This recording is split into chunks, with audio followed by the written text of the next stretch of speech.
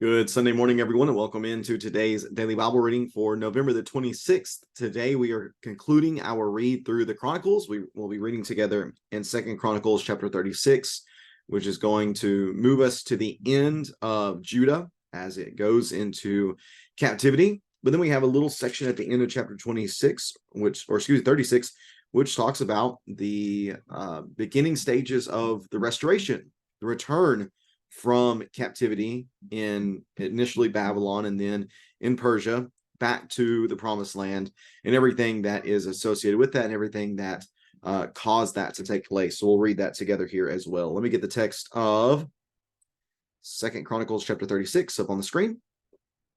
And we'll read along together here again, concluding our read through the Chronicles. It's been a great read from my perspective. I've really enjoyed it. Reading from the perspective of the chronicler, again, not dealing necessarily in trying to simply tell historical events, but most specifically telling them for the purpose of teaching those who are returning from exile lessons from the past, teaching them lessons from the past so that as they now return to the promised land, they're able to make good choices that are going to allow them to prosper and not suffer in the way that their ancestors previously had. So let's read here in Second Chronicles chapter 36. Hopefully you're not picking up too much of the construction that's taking place next door. The neighbors are doing a bit of renovating and adding onto their house, and they've got a front end skid loader rolling over back there. So hopefully that's not picking up too much on the mic. I guess we'll see once I listen to it back. But here in Second Chronicles chapter 36, beginning of verse number 1. Second Chronicles 36, in verse number 1, then the common people took Jehoahaz, son of Josiah, and made him king in Jerusalem in place of his father. Jehoahaz was 23 years old when he became king, and he reigned 3 months in Jerusalem. The king of Egypt deposed him in Jerusalem and fined the land 7,500 pounds of silver and 75 pounds of gold. Then King Necho of Egypt made Jehoahaz's brother Eliakim king over Judah and Jerusalem and changed Eliakim's name to Jehoiakim. But Necho took his brother Jehoahaz and brought him to Egypt. Jehoiakim was 25 years old when he became king, and he reigned 11 years in Jerusalem. He did what was evil in the sight of Yahweh his God. Now King Nebuchadnezzar of Babylon attacked him and bound him in bronze shackles to take him to Babylon. Also Nebuchadnezzar had some of the articles of Yahweh's temple also Nebuchadnezzar took some of the articles of Yahweh's temple to Babylon and put them in his temple in Babylon. The rest of the deeds of Jehoiakim, the detestable actions he committed, and what was found against him are written in the book of Israel's kings. His son Jehoiachin became king in his place. Jehoiachin was 18 years old when he became king, and he reigned 3 months and 10 days in Jerusalem. He did what was evil in Yahweh's sight. In the spring, Nebuchadnezzar sent for him and brought him to Babylon, along with the valuable articles of Yahweh's temple. Then he made Jehoiachin's brother Zedekiah king over Judah and Jerusalem. Zedekiah was 21 years old when he became king, and he reigned 11 years in Jerusalem. He did what was evil in the sight of Yahweh his God, and did not humble himself before the prophet Jeremiah at Yahweh's command. He also rebelled against King Nebuchadnezzar, who had made him swear allegiance by God. He became obstinate and hardened his heart against returning to Yahweh, the God of Israel. All the leaders of the priests and the people multiplied their unfaithful deeds, imitating the detestable practices of the nations, and they defiled Yahweh's temple that he had consecrated in Jerusalem. But Yahweh, the God of their ancestors, sent word against them by the hand of his messengers, sending them time and time again, for he had compassion on his people and on his dwelling place. But they kept ridiculing God's messengers, despising his words, and scoffing at his prophets, until Yahweh's wrath was so stirred up against his people that there was no remedy. So he brought up against them the king of the Chaldeans, who killed their fit young men with the sword in the house of their sanctuary. He had no pity on the young men or young women, the elderly or aged. He handed them all over to him. He took everything to Babylon, all the articles of God's temple, large and small, the treasures of Yahweh's temple, and the treasures of the king of his officials. Then the Chaldeans burned God's temple. They tore down Jerusalem's wall, burned all its palaces, and destroyed all its valuable articles. He deported those who escaped from the sword to Babylon, and they became servants to him and his sons until the rise of the Persian kingdom. And this fulfilled the word of Yahweh through Jeremiah, and the land enjoyed its Sabbath rest all the days of the desolation until 70 years were fulfilled.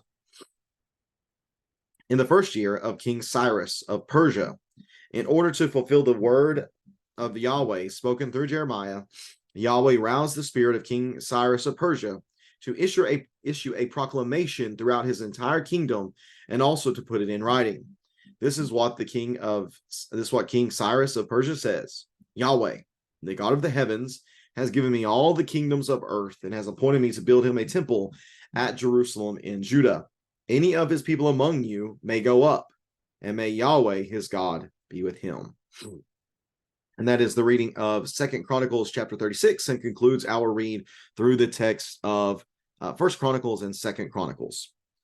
So we're looking at this text. Remember, we've seen in the last two chapters that Josiah has done a tremendous job of honoring God in everything that he has done, whether it be eliminating from the land any sort of paganistic influence, any sort of paganistic practice, or whether it be humbling himself before Yahweh whenever he realized that there were things that were being left undone, whether it be in the generosity and the humility in giving of his own means in order to supply the ability of the people to observe the Passover in a very spectacular and tremendous way. Josiah did so many great things.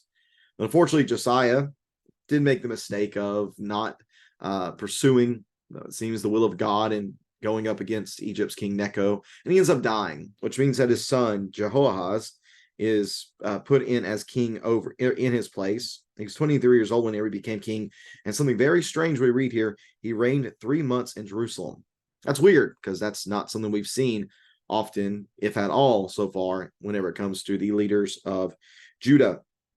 But he reigned such a short amount of time because the king of Egypt came against him, and he actually ends up basically turning Judah into a vassal state of some sort, where he charges them tremendous fines of 7,500 pounds of silver and 75 pounds of gold, and then he just basically he replaces Jehoahaz with his brother Eliakim, changes his name to Jehoiakim, and ends up taking Jehoahaz down to Egypt. And yet, while Jehoiakim is king in Judah, we read something that, again, is not giving us any hope that things are going to improve. In fact, it says that he did what was evil in Yahweh's sight.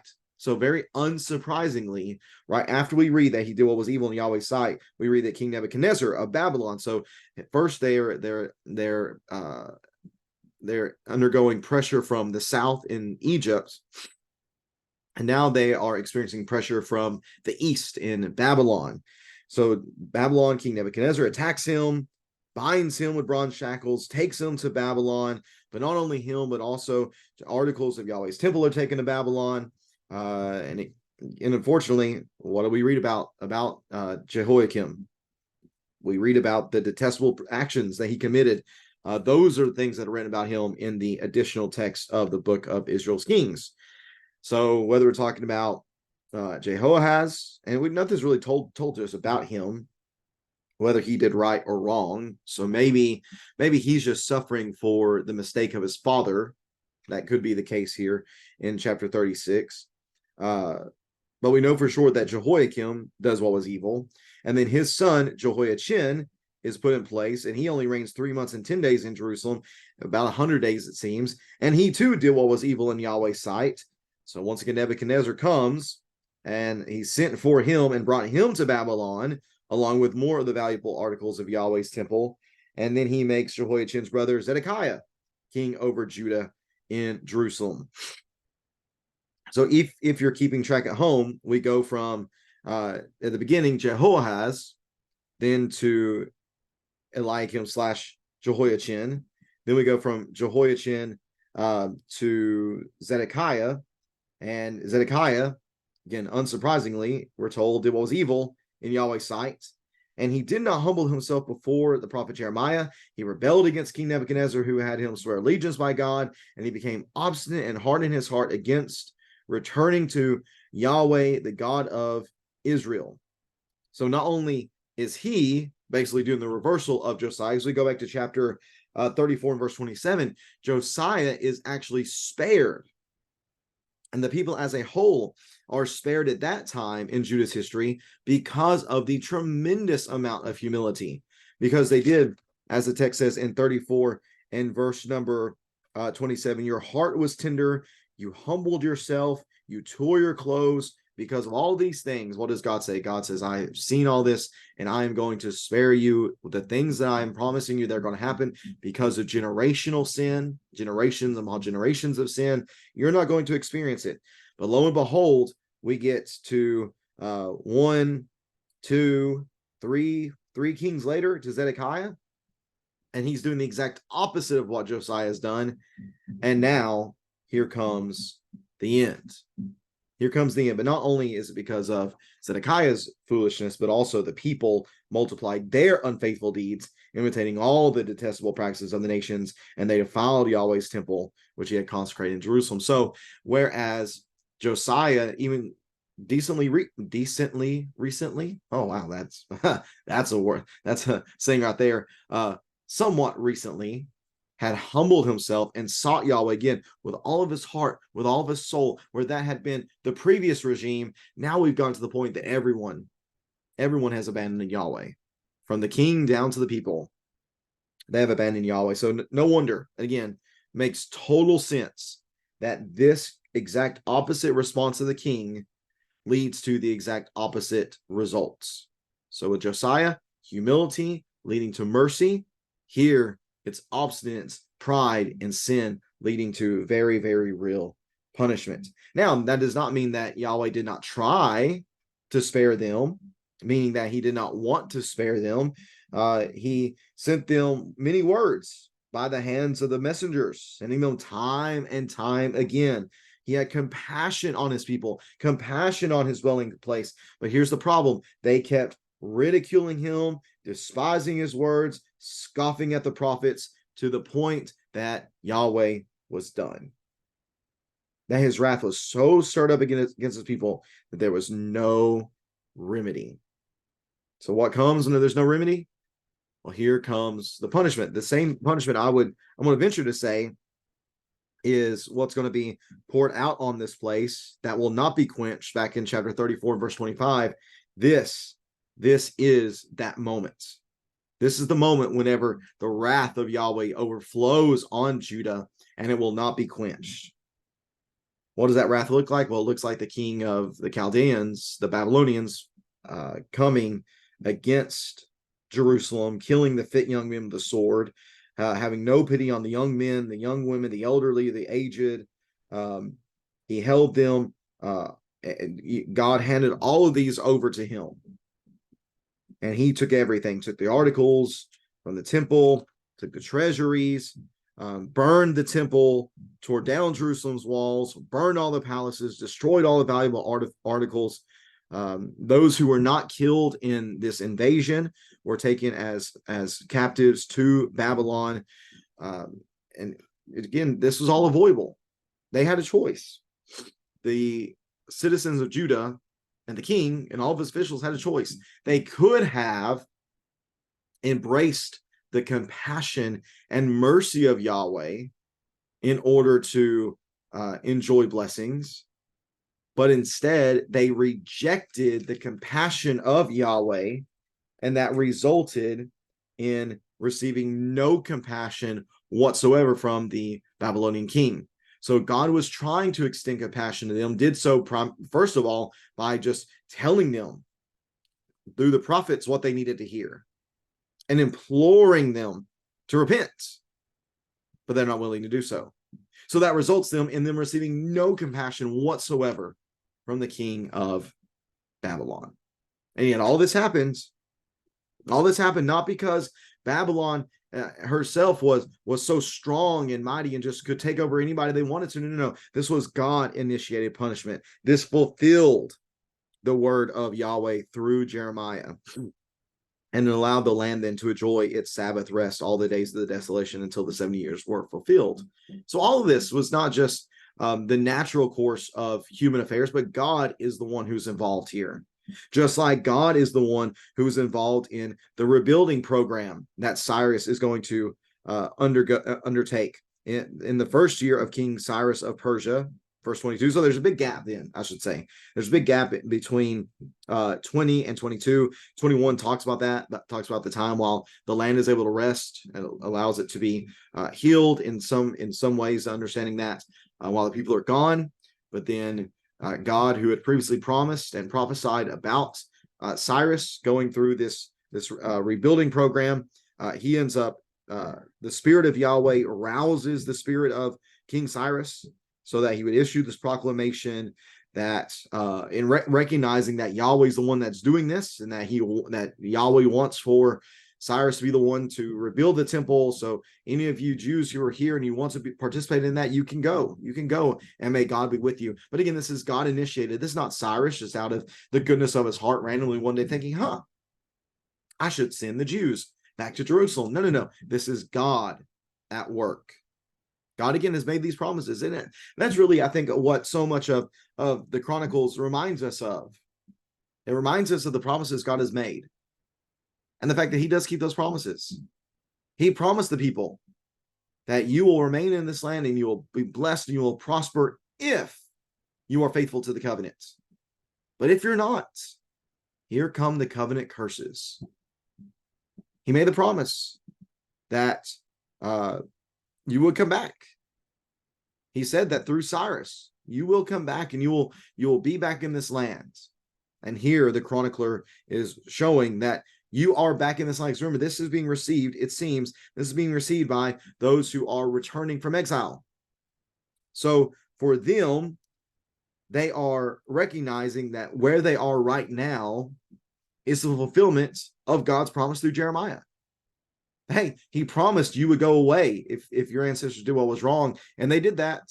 But he also promised that you would come back through his grace and his mercy. And guess what? You are here. So the word of Yahweh is true. You can trust it. So do what's necessary in order to experience blessings in the here and in the now. Don't follow the missteps of your ancestors. No, listen, obey, be faithful to the covenant, and you will receive tremendous blessings from Yahweh. That's the message to the chronicle, or to the post-exilic Jews, I believe. Learn from the past so that you can experience blessings in the present and in the future. If you have any questions about this text here in 2 Chronicles 36, or even any questions about what has taken place through our read in the Chronicles, please feel free to leave that in the comment section below. And I appreciate you taking some time to read along with me today here in this text to finish up our read through the Chronicles. We're looking forward to being with everybody here in a little bit for our Bible studies at 10 a.m. and our worship assembly at 11. Today, we're going to be thinking about the events of the beginning in Genesis 1, 2, and primarily focusing on chapters 2 and 3, where we're going to recognize that God in the beginning created a reality, and he established what was true about that reality. And yet Satan does what Satan does, or Satan did what Satan does. He tries to distort that reality. He employs deception and lies in order to distort our view of reality to the degree that we are very much harmed by that distortion. We look around today and we see so many people who do have a truly distorted view of reality. They are so disconnected from what is true that they eventually get themselves into a great deal of trouble. We want to talk about that some today, and some lessons that we can learn in order to guard against the deceptive influence of the evil one, so that we don't live in a distorted reality, but that we are able to see with our eyes wide open what the truth of God is, and then respond appropriately to it. Thank you so much for tuning in today. Hope that you have a great rest of your Sunday. We'll begin reading tomorrow in Ezra chapter 1. Actually, I think we'll be Ezra chapter 1 and 2, maybe. Let me double check that real fast. I should have looked at that before I hopped on here, but I'll do that real fast. Let's see. Ezra chapter, nope, it will just be Ezra chapter 1 tomorrow. And we'll do some background as well, some looking at these final three texts, and just lay a good foundation for us to think about as we read through these texts over the next few weeks, finishing out here in 2023. Again, thanks for tuning in. Have a great rest of your Sunday. Back at it tomorrow, Ezra chapter 1. Hope to see you then. Take care, and God bless.